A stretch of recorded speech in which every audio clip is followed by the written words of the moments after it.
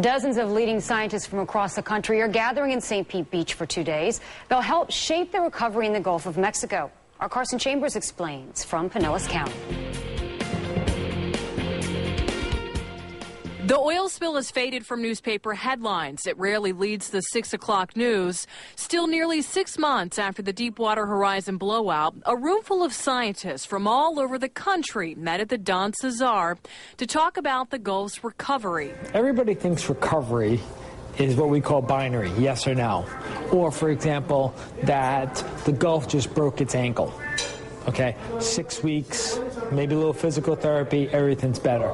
In reality, the Gulf got hit into a massive car accident with multiple injuries that stressed different body parts. Chris Reddy, a scientist who only studies oil spills, says we have a long road ahead, which is why NOAA and the academic world are planning how it'll be traveled. And if Exxon Valdez is any measure, I mean, that's been over 2 decades. And so there will be residual monitoring of the particular problems that we find for a very long time. NOAA's director, Dr. David Murawski, tells me it's possible federal money and resources will be devoted to keeping a fleet of research ships sailing.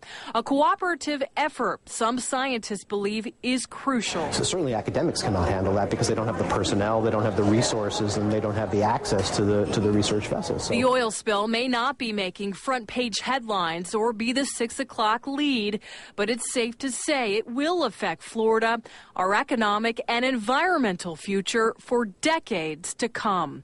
In St. Petersburg Beach, I'm Carson Chambers, ABC Action News. Well, the Commerce Secretary is getting a look at a Mississippi lab where seafood from the Gulf is being tested to see if it is tainted by oil. Federal officials are determining which areas of the Gulf should be reopened to commercial fishing in the aftermath of that big oil spill. Officials say seafood caught in all of the reopened areas is safe to eat.